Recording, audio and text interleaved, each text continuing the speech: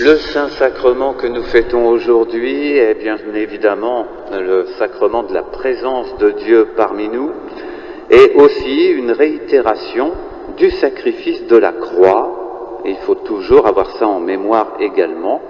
C'est pas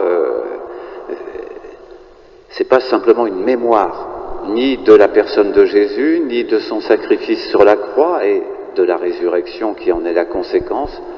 On ne se souvient pas simplement, on est projeté hors du temps, sacramentellement, au pied de la croix.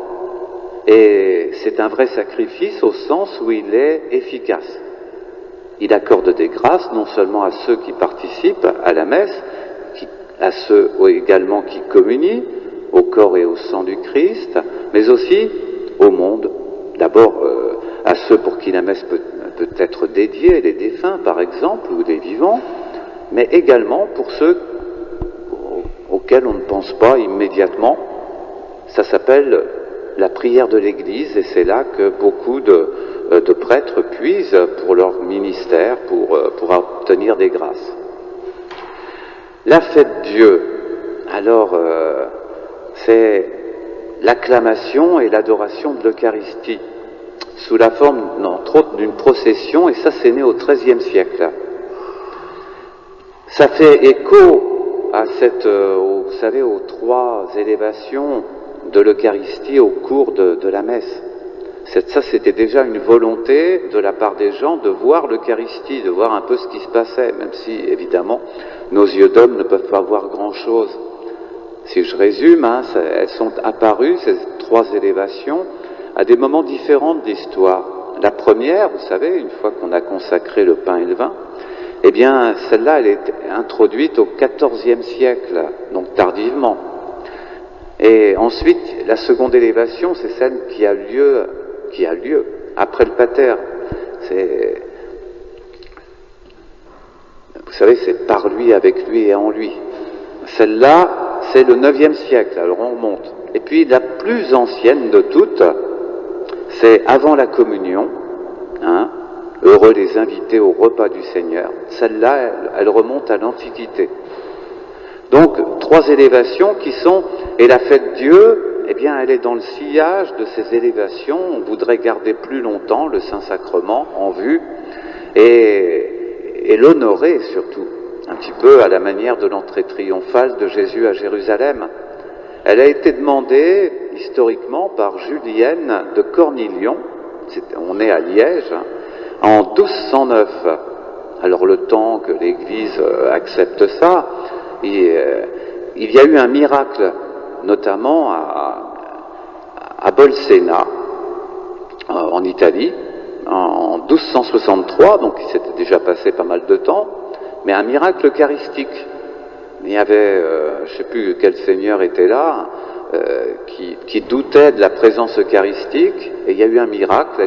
L'Eucharistie s'est mise à saigner au moment où le prêtre l'a consacrée. Alors, il l'a emporté à la sacristie, il a interrompu la messe, et le pape, devant un tel miracle, a fait le déplacement. Il a été là-bas pour constater la véracité de ce miracle, et il l'a constaté. C'est donc Urbain II qui va proclamer, lui, l'année suivante, la fête Dieu. Voilà cette fête que nous connaissons. Donc, c'est la célébration de l'Eucharistie, mais c'est aussi une procession, vous savez, exactement comme dans une ville, comme on fait pour un roi, comme on fait pour aujourd'hui un président de la République. Les foules se déplacent et l'encadrent de chaque côté, l'escorte en quelque sorte jusqu'à sa destination. C'est pareil.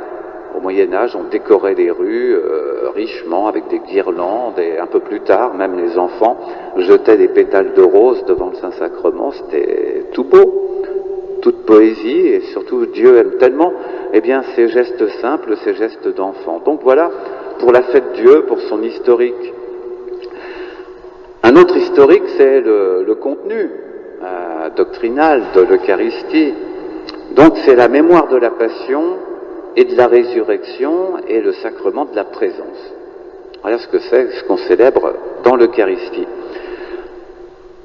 Contrairement, vous savez, dans l'histoire de l'Église, tous les dogmes ont eu des opposants, des gens qui ne comprenaient pas, et donc il a fallu argumenter, et ça s'est conclu quand une question théologique, une question liée à la foi, faisait difficulté par la proclamation d'un dogme pour fixer vraiment les choses définitivement.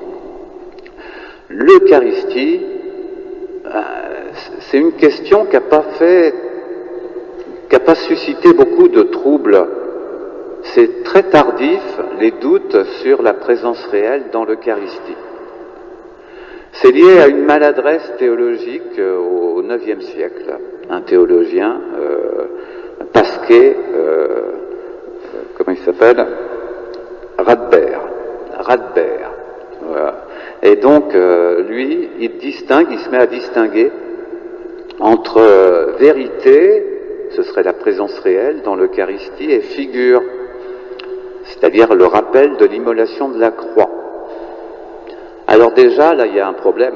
Sa distinction, elle est très faillible, et elle a engendré, beaucoup de confusion.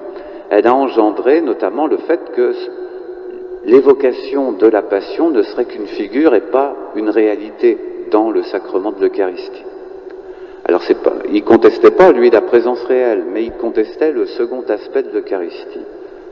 Alors il est contredit par un autre, Ratram, et 2 siècles plus tard, alors un hérésiarque pur et simple, cette fois-ci, un hérésiarque de l'Eucharistie, qui s'appelle Béranger de Tours, lui ira jusqu'à nier la présence réelle complètement, à la suite donc de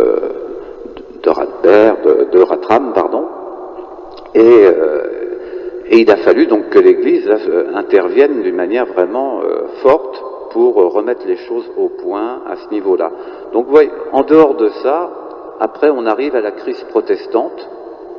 C'est les protestants qui ont récupéré les arguments de ces théologiens-là, du haut Moyen-Âge, pour nier à leur tour la présence réelle. Pour eux, il n'y a pas de présence réelle. Il n'y a que Luther qui concède que pendant le sacrement de la Seine, Dieu se rend présent, mais Luther n'accepte pas la transsubstantiation. Comprenez bien, il croit en une présence spirituelle. Là, d'un seul coup, c'est comme si Dieu, au moment de la mémoire, de la Sainte Seine, comme ils l'appellent, c'est pas la messe pour eux, Jésus vient pas dans le pain et le vin, mais il se rend présent dans l'église, dans l'assemblée, quoi, vous voyez. Une présence réelle un peu, à demi-ton, quoi. Mais c'est le seul. Les autres nient purement et simplement. Donc ils ont récupéré les arguments de ces théologiens défaillants du haut Moyen-Âge. C'est Lanfranc qui avait donné cet argument. Alors, qu'est-ce que c'était qui posait problème pour Béranger, pour les autres? C'était une question assez idiote, en fait. Il ne voyait pas comment Dieu pouvait être à la fois Jésus, dans la gloire, et en même temps dans telle église, et en même temps dans telle autre. Vous voyez, un problème de localisation. L'Église a corrigé en disant que Dieu, le corps glorieux, peut se montrer en plusieurs endroits à la fois, et que même s'il vient sur la terre, il ne quitte pas la gloire pour autant. Mais il a cette belle expression, il prend l'image de la pensée et de la parole. De même que la parole communique notre pensée à beaucoup de gens, cette pensée demeure cependant dans notre esprit, et chacun des auditeurs reçoit la même parole.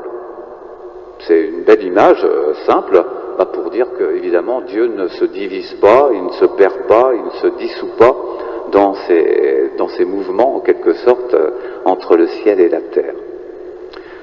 C'est ce qui les arrêtait. Et vous voyez, on peut être arrêté vraiment par quelque chose de très grossier, c'est-à-dire d'appliquer trop facilement à l'Eucharistie les lois de la physique. Quand on dit, c'est Alexandre III, le pape Alexandre III, qui au XIIIe siècle introduit le terme de transsubstantiation, repris ensuite par les théologiens, Thomas d'Aquin et les suivants. Qu'est-ce que l'Église affirme par là? Elle affirme que si on analyse le pain et le vin après la consécration, on se rendra compte que c'est toujours du pain et du vin. Ça, il n'y a aucune transformation à ce niveau-là. La substance est un terme philosophique qui désigne l'identité d'un être, qu'il soit vivant ou qu'il soit inanimé. C'est ce qui fait qu'on a affaire ou à du pain, ou l'identité, c'est plus du pain, c'est le corps et le sang de Jésus. Alors vous allez me dire, c'est un peu philosophique comme distinction, mais peu importe, il en faut une, parce que vraiment le Seigneur accomplit un grand miracle. Alors quel est ce grand miracle de l'Eucharistie que nous célébrons aujourd'hui? Sa présence. Voici ce que goûte Sainte Gemma Galgani dans l'une de ses communions. Que se passe-t-il en moi? Je ne sais, sinon que la terre disparaît, que je suis heureuse, que j'oublie tout, que je ne pense plus à rien. Jésus, quelle douceur dans la communion, quelle consolation renferme ton cœur. Laisse-moi y demeurer. Mon Jésus, mon tout, embrassé par toi, je veux vivre. Embrassé par toi, je veux mourir. Voilà un beau dialogue, une belle prière de Sainte Gemma. La communion à la présence réelle, c'est la communion au cœur de Jésus qu'on va célébrer cette semaine, le Sacré-Cœur, et qui révèle en quelque sorte ce qui est caché sous les apparences du pain et du vin. Un cœur, le cœur du Seigneur, tout amour pour nous. Et cet amour, il nous l'a montré sur la croix. Alors il y a sa présence, on va dire que c'est la résurrection, mais il y a aussi dans l'Eucharistie la mémoire de la Passion, mais pas la mémoire au sens journalistique du terme, d'un événement passé. C'est réellement l'Église, lorsqu'elle célèbre l'Eucharistie, elle célèbre un sacrifice, techniquement parlant. Alors un sacrifice non sanglant, bien sûr, et qui ne ressemble pas à ce que Jésus a vécu. Il est liturgique, mais c'est réellement un sacrifice. Je vous retrouve ce que dit saint Augustin, le sacrifice, il y a toujours une substitution, vous voyez. En offrant des biens matériels, le pain et le vin, c'est toujours le Christ qu'offre l'Église au Père et le Christ crucifié. Donc il y a cette idée d'immolation, d'oblation du Christ. On est projeté, en quelque sorte, hors du temps, au pied de la croix. Et l'Église, obtient des grâces par ce moyen-là. Alors vous voyez, les protestants ont contesté la présence réelle, mais il y a une chose qui leur fait encore plus horreur, c'est de considérer que la messe puisse être efficace, qu'elle puisse concéder des grâces pour ceux, bien sûr, qui y participent, mais aussi pour ceux qui n'y participent pas, selon le bon vouloir divin. Croyons vraiment en cela.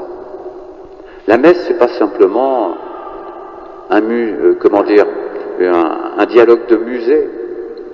C'est réellement un dialogue tout spirituel avec Jésus réellement présent et réellement rédempteur encore aujourd'hui.